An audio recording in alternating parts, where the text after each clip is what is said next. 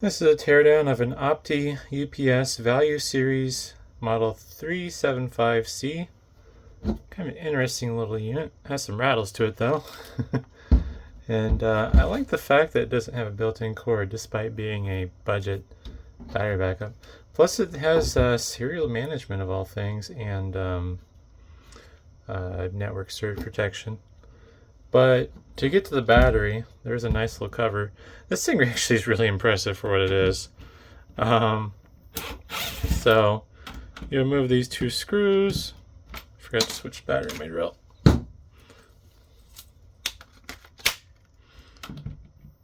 Oops. There we go. And this just slides open. And it looks to be a standard 3.2 amp hour battery. Yep. 12 volt, 3.2 amp hour, and F2 terminals. Oh no, 3.6 amp hour. Rattle, rattle, rattle. Man, this is actually really impressive.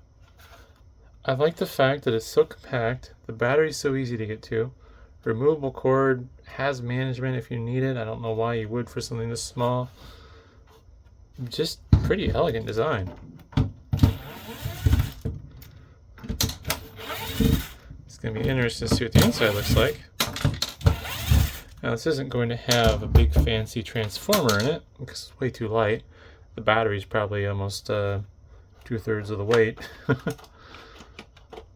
And I believe I'm going to need to remove these two screws here to get the front cover off so I can split this apart. This is the best way to do it, but it works.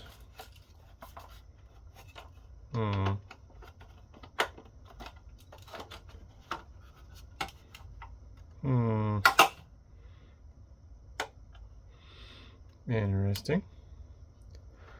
I think I feel like something's hanging. Oh, looks like this might slide and lock into place. Yep. Faceplate has some little tabs that stick down, so this slides up and comes loose.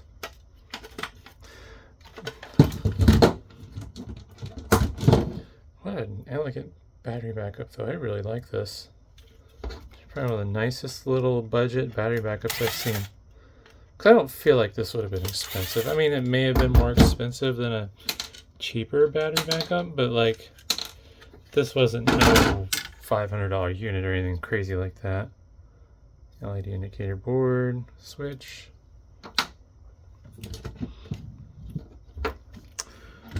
Circuit board is screwed down. Although I probably didn't have much choice there.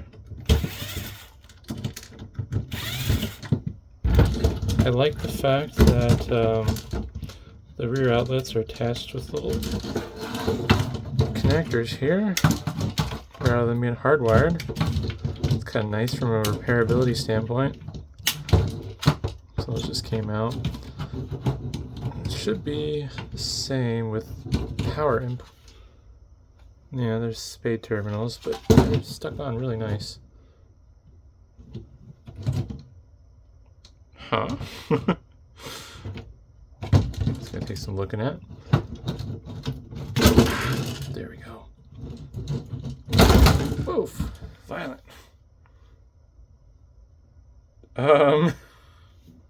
So apparently the network protection does 0 things. Nothing at all. What in the world?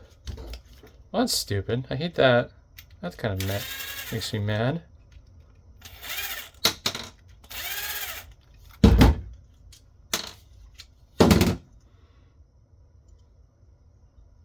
Like, it wasn't even connected to anything.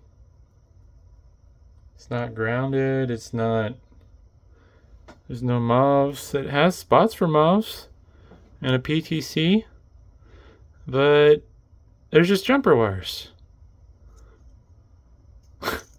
That's stupid. Makes you wonder what the manual says. That's kind of neat. Typical just brass pieces pushed into the housing. Oh wow, ground wires attached with screws. Huh. Now, this design is very typical to some degree, but then other degrees it's not.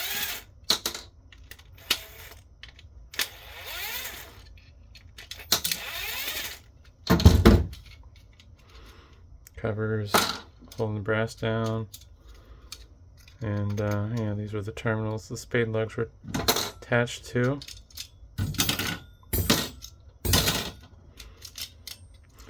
But for the ground connections, if I can get them out, I actually screwed the wires on. That is wild. I would unscrew them, but I know good and well I'll cut my fingers open trying to do that because they're going to spin loose. Or the brass will spin before it gets loose, I guess is what I meant. This is just a snap-in piece, so I might see if I can salvage that, even though I'll never use it. Got a little breakout board for the serial port here. The cable, both that comes out. There we go.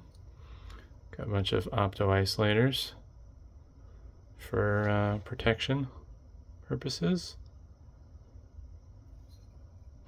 Nice isolation gap there, and I'm not sure what's... Oh, it's weird. The capacitor looks like under that heat shrink.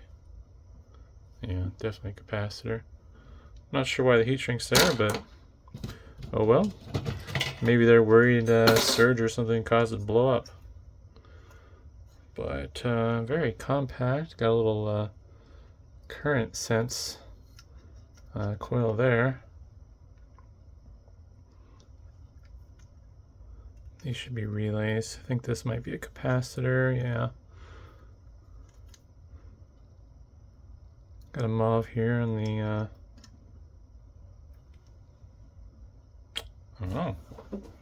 Is that part of the output? No, these were the outputs. This might have been going, I think these were, yeah, these were going to the outlets. So this is the input side. Looks like this could have had 4 transistors, but it only has 2. I would assume just more transistors, more output basically. But I would guess this section here is the part that's turning the DC into AC. Got a big socketed chip here. MC908JL3 ECPE. Presumably the brains of the operations. Another chip there. Another chip there. Camera won't cooperate. There we go. That one appears to be upside down. Texas Instruments. Little 8-pin dip. I think it's TL3843P. Or it might be a 68CN4FM. Oh, I got a bunch of transistors made by ST. Looks like they are IRF 630s. But, yeah, seems pretty nice. Kind of impressed. I was not expecting this to be such a well-built device for its size and presumably its age. I'm guessing this is fairly old. I don't think there's a date code on it. Oh, there's the actual model, VS375C. Yeah, I don't see. But yeah, pretty impressive little battery backup. Hopefully that's interesting. Thanks for watching.